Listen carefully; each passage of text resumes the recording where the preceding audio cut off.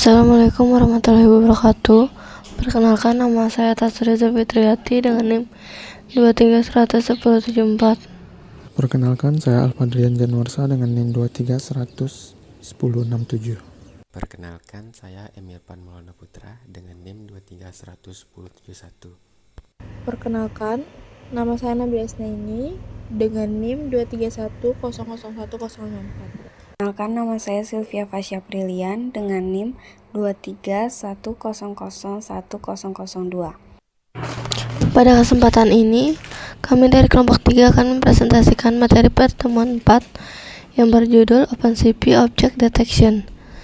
Pada pertemuan kali ini, kami akan membahas dua topik utama. Yang pertama yaitu Cascade Classifier, yaitu cara menggunakan model yang sudah ada untuk mendeteksi objek seperti wajah, mata, senyum, mobil, dan tubuh manusia.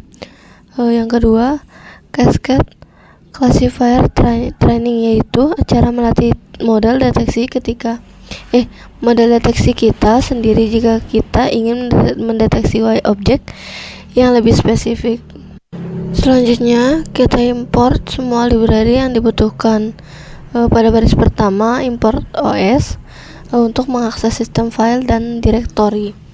Untuk baris kedua, import cp2 adalah library utama kita, yaitu OpenCV, digunakan untuk operasi pengolahan gambar dan video. Selanjutnya baris ketiga, yang dimana import numpy as np untuk operasi array dan matriks, karena gambar dalam OpenCV dipresentasikan sebagai array numpy. Selanjutnya baris keempat, yang dimana import matplotlib pplot as plt untuk menampilkan gambar di dalam Jupyter Notebook jika diperlukan. Sebelum masuk ke kode, kita pahami dulu teorinya. Cascade Classifier di OpenCV menggunakan metode yang disebut Hard Future Based Cascade Classifier.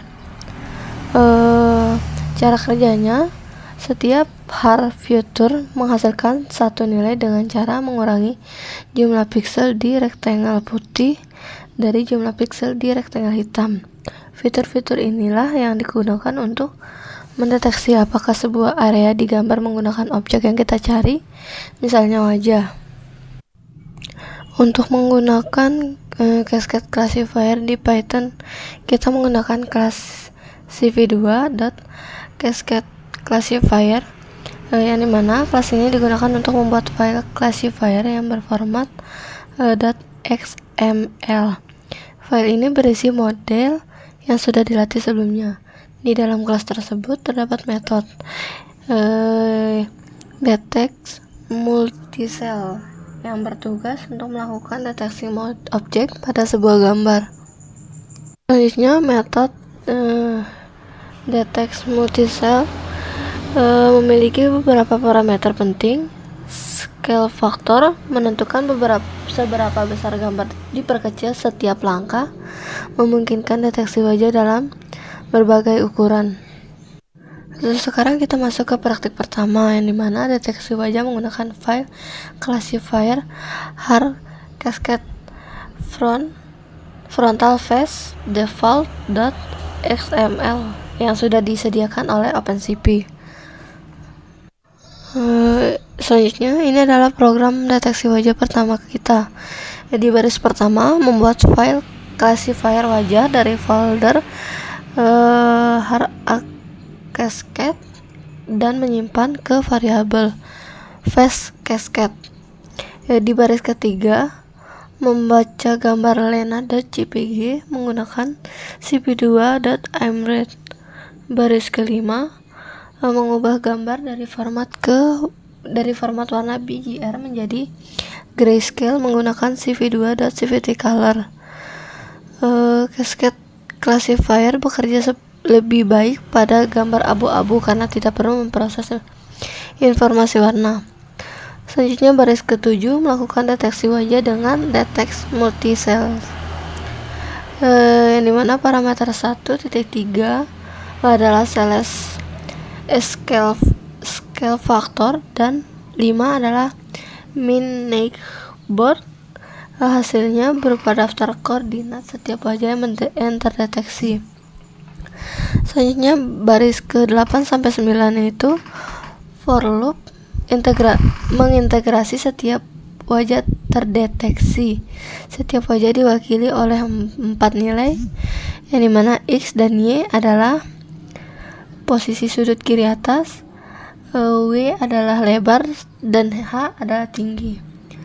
cp2.rectangle menggambar kotak biru dengan ketebalan 2 di sekitar wajah. Selanjutnya baris 11 sampai ke 13, yang dimana menampilkan gambar menunggu tombol keyboard ditekan lalu menutup semua jendela. Selanjutnya kita akan mencoba deteksi mata menggunakan classifier hardcascade_a.xml. Jadi pada kode ini strukturnya identik dengan deteksi wajah. Jadi hanya berbeda di file classifier dan gambar yang digunakan. Terus baris pertamanya kita membuat classifier khusus untuk mata. Selanjutnya baris ketiga kita akan mencoba membaca gambar iyi.jpg dengan cp2.imread.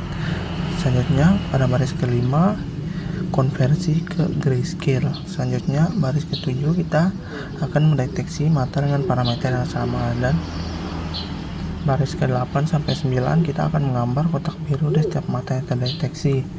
Ini membuktikan bahwa cara penggunaan cascade classifier sangat konsisten. Cukup ganti file XML-nya untuk mendeteksi objek yang berbeda.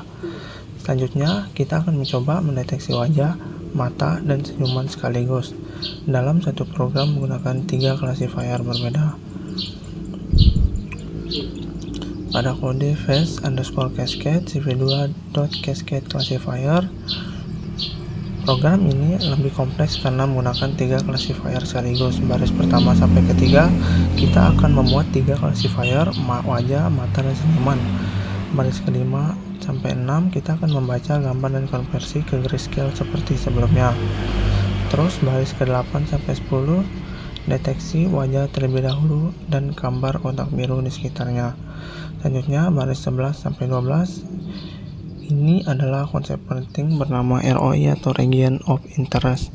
Setelah wajah ditemukan, kita memotong area wajah. ROI_gray adalah potongan grayscale dan ROI_color adalah potongan berwarna. Jadi tujuannya agar deteksi mata dan senyum hanya dilakukan di dalam area wajah, bukan di seluruh gambar. Ini jauh lebih efisien dan akurat. Selanjutnya pada baris ke-13 sampai 15 deteksi mata di dalam ROI_gray dan gambar kotak hijau. Baris ke-16 sampai 18 deteksi senyum di dalam ROI_gray dengan scale faktor 1,5 dan MinNeighbor 7 yang lebih ketat. Lalu gambar kotak merah. 3 warna berbeda memudahkan kita membedakan hasil deteksi masing-masing objek. Baik, yang selanjutnya itu detect face from kamera, yaitu mendeteksi wajah secara real time dari kamera. Di sini ada kode program untuk face detection dari kamera. Jadi program ini mengambil input dari kamera secara terus-menerus. Untuk cp2.videocapture 0 artinya membuka kamera, lalu angka 0 berarti kamera utama laptop. Selanjutnya while loop berjalan selama kamera aktif menggunakan cap.iso_opened. Lalu cap.read membaca satu frame dari kamera setiap iterasi. Hasilnya 2 nilai, read adalah status berhasil atau tidak, dan frame adalah gambar framenya. Jika read true berarti frame berhasil dibaca. Selanjutnya konversi ke grayscale, deteksi wajah, dan gambar kotak kuning di setiap wajah yang ditemukan. Selanjutnya tampilkan frame yang sudah dianotasi. Jika pengguna menekan tombol key, loop berhenti. cp2.waitKey25 artinya menunggu 25 mD setiap frame. Ini mengatur kecepatan sekitar 40 fps. Setelah loop selesai, tutup semua jendela dan lepaskan kamera dengan cap.release. Yang selanjutnya itu bagian custom box drawpad. Di sini ada kode dari fungsi drawpad. Jadi fungsi drawpad adalah menggambar kotak deteksi yang lebih rapi dengan label teks. Parameter fungsi IMG adalah gambar target, lalu label adalah teks yang ditampilkan. Sedangkan X0 dan Y0 adalah sudut kiri atas dan XT dan YT adalah sudut kanan bawah. Lalu color adalah warna kotak dengan default orange dan text color adalah warna teks dengan default putih. Bagian cp2.getTextSize artinya menghitung ukuran teks label agar kotak label bisa menyesuaikan lebarnya secara otomatis. Lalu menggambar kotak utama di setiap objek yang terdeteksi dengan ketebalan 2. Menggambar kotak kecil solid, lalu ketebalan -1 artinya terisi penuh, sebagai background label teks agar teks mudah terbaca. Lalu menulis teks label di atas kotak background menggunakan cp2.putText dengan font Hershey Simplex ukuran 0,5 dan anti-aliasing line AA agar teks terlihat halus. Tentunya mengembalikan gambar yang sudah dianotasi. Saya akan menjelaskan dari sel 16 markdown atau apply to image. Sekarang kita terapkan fungsi draw_pad untuk deteksi wajah pada gambar. Nah, untuk sel 17 kode face detection dengan draw_pad pada gambar. Strukturnya sama dengan deteksi wajah sebelumnya, tapi kini menggunakan draw_pad sebagai pengganti cv2.rectangle. Baris 6 bukan menggambar kotak biasa, kita panggil fungsi draw_pad dengan label human face beserta koordinat wajah yang terdeteksi. Hasilnya adalah kotak deteksi yang lebih profesional dilengkapi label teks. Gambar yang digunakan adalah family.jpg yang mengandung beberapa wajah sekaligus. Selanjutnya itu sel 18 kode face detection dengan draw_pad pada kamera. Ini adalah kombinasi dari deteksi real time dan tampilan custom, sama seperti sel 13, tapi kotak deteksinya diganti dengan draw_pad. Nah, di baris 9 memanggil draw_pad dengan label human face untuk setiap wajah yang terdeteksi dari kamera. Hasilnya adalah deteksi wajah real time dengan tampilan kotak berlabel yang lebih profesional. Sel 19 markdown cars detection. Cascade clavier tidak terbatas pada wajah saja. Sekarang kita coba mendeteksi kendaraan menggunakan clavier yang berbeda.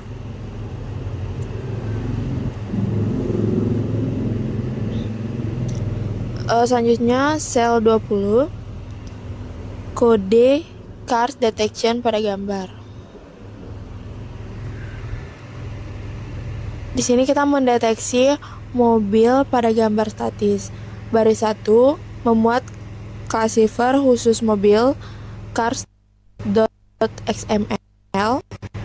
Baris 4 deteksi mobil dengan min neighbors sama dengan 2 yang lebih rendah dibanding deteksi wajah. Karena bentuk mobil lebih bervariasi sehingga kita lebih toleran terhadap false positif. Di sini parameter ditulis dengan nama explicit, scale factor sama dengan, dan min neighbors sama dengan, agar lebih mudah dibaca. Nah, untuk baris ke-7, cv2.resize mengecilkan gambar menjadi setengah ukuran menggunakan fx sama dengan 0,5, fy sama dengan 0,5. Ini dilakukan karena gambar mobil biasanya berukuran besar sehingga perlu diperkecil agar muat di layar.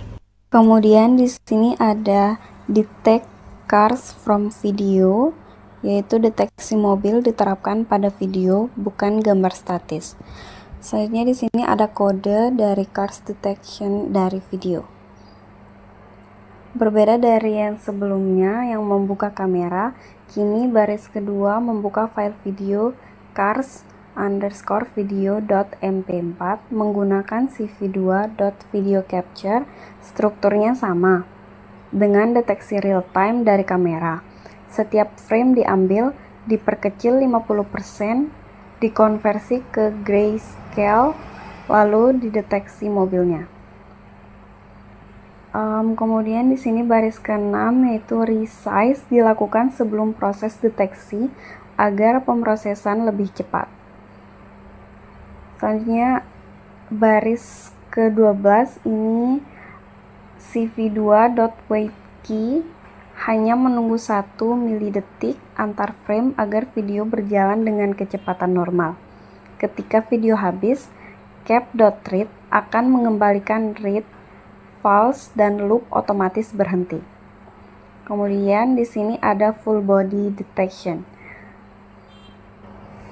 Satu lagi contoh fleksibilitas cascade classifier, kita bisa mendeteksi seluruh tubuh manusia hanya dengan mengganti file classifier.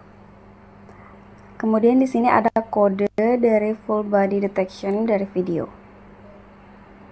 Program ini mendeteksi tubuh penuh manusia dari video pedestrians.mp4. Nah, baris pertama ini memuat classifier hard cascade _fullbody.xml. Dan baris ke-6, frame diperkecil menjadi 40%, lebih kecil dari sebelumnya karena deteksi tubuh penuh membutuhkan area yang lebih luas sehingga gambar perlu lebih kecil agar proses lebih cepat. Dan pada baris ke-9 menggunakan draw_pad dengan label full body untuk tampilan yang lebih informatif. Ini membuktikan bahwa seluruh pola kode cascade classifier sama persis, yang berubah hanya file XML dan label teksnya. Baik, kita telah sampai di akhir presentasi. Sebelum itu, izinkan saya menyampaikan kesimpulan singkat. Pertama, cascade classifier adalah metode deteksi objek berbasis fitur HR yang efektif dan efisien. Kedua, OpenCV menyediakan banyak file classifier siap pakai dan cara penggunaannya tetap sama. Ketiga, metode ini bisa digunakan pada gambar, video, hingga real-time kamera. Keempat, jika diperlukan, kita juga bisa melatih classifier sendiri dengan data positif dan negatif. Kesimpulannya, dengan OpenCV dan Python, kita bisa membangun sistem deteksi objek dengan cukup sederhana. Terima kasih. Wassalamualaikum warahmatullahi wabarakatuh.